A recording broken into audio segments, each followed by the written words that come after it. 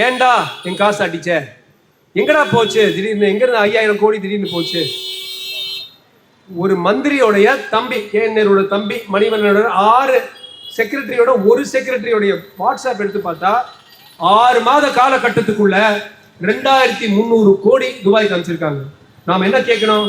எங்கிருந்தே வந்துச்சு இந்த காசு, எப்படியா நீ எடுப்பேன்னு கேட்க ஆரம்பிச்சதான் புரட்சி வரும். பொன்னாலை பொழுது இது ஒரு பொன்னாலை பொழுது. இந்த பேர நல்லா கேளுங்க. மானம் எனக்கொரு போதி மரம், மானம் எனக்கு அது சேரித்தரும்.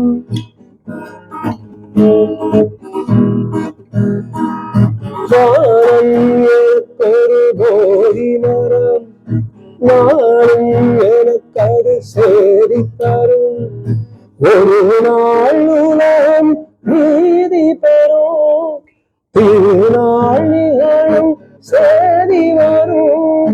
கேள்விகளால் கேள்விகளை நான் செய்வேன், இது ஒரு பொன்னாலை பொழுது.